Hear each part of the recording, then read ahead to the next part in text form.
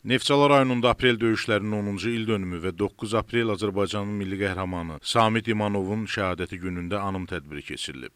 Tədbir iştirakçıları ilk olaraq milli qəhrəmanın məzarını ziyarət edərək üzərinə gül dəstələri düzüblər, ruhuna dualar oxuyublar. Sonra Heydər Əliyev mərkəzində açılan sərgiyə baxış olub. Sərgidə milli qəhrəman Samid İmanovun şəxsi əşyaları, həyat və döyüş yolunu işıqlandıran eksponatlar nümayiş olunub. Daha sonra tədbir rəsmi hissə ilə davam etdirilib. Əvvəlcə Ulu Öndər Heydər Əliyevin və Azərbaycanın ərazi bütövlüyü uğrunda canlarından keçmiş şəhidlərin əziz xatirəsi bir dəqiqəlik sükutla yad olunub. Dövlət himnimiz səsləndirilib. Sonra Samid İmanovun həyat yolundan bəhs edən video çarx nümayiş olunub.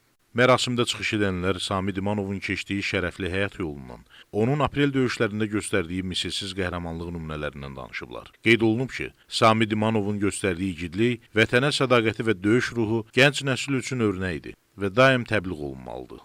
Digər çıxış edənlər bildirdilər ki, 2016-cı ilin aprel döyüşləri Azərbaycanın hərb tarixində mühüm mərhələ olmaqla yanaşı, böyük zəfər aparan yolun başlanğıcı oldu. Həmin döyüşlər zamanı Azərbaycan ordusu yüksək döyüş hazırlığı, peşəkarlıq və qəhrəmanlığı nümayiş etdirərək mühüm strateji mövqeləri azad etdi. Aprel döyüşləri zamanı Talış kəndi ətrafındakı yüksəkliklər, Lələtəpə yüksəkliyi və digər istiqamətlərdə yerləşən vacib yollar düşməndən azad olundu. Bununla da Azərbaycan ordusunun gücü və döyüş ruhu bir daha təsdiqləndi. Bu zəfərlərin davamı olaraq 44 günlük Vətən müharibəsi Azərbaycan xalqının parlaq qələbəsi ilə başa çatdı. Bu tarixi qələbə nəticəsində ölkəmizin ərazi bütövlüyü bərpa olundu və şəhidlərimizin qanı yerdə qalmadı. Tədbirdə şəhid ailələri çıxış edərək bildirdilər ki, dövlət tərəfindən şəhid ailələrinə və qazilərə göstərilən diqqət və qayğı hər zaman yüksək səviyyədədir. Tədbirin sonunda milli qəhrəman Samid İmanovun əziz xatirəsinə əsr olunan musiqili bədii kompozisiya təqdim edildi.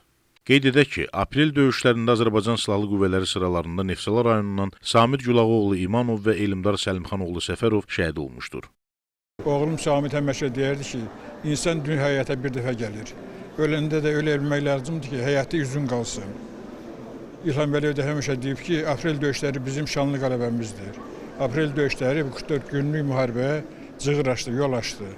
Samid peşəkar zabit idi, mərd silahdaş idi, gözəl insan idi, gözəl ailə başçısı idi, yaxşı ata idi, gözəl övladı idi. Samid haqqında çox danışmaq olar və aprel döyüşlərində o öz şücaətini, vətənpərvərliyini göstərdi. Samid bir nümunədir, öz şücaəti ilə, vətənpərvərliyi ilə, vətənə olan sevgisi ilə o bir qəhrəmanlıq təcəssümüdür və Samidin zabitliyi ilə, peşəkarlığı ilə öyrənəcək, nümunə götürüləcək, gənclərimizə örnək olacaq çox şeylər var.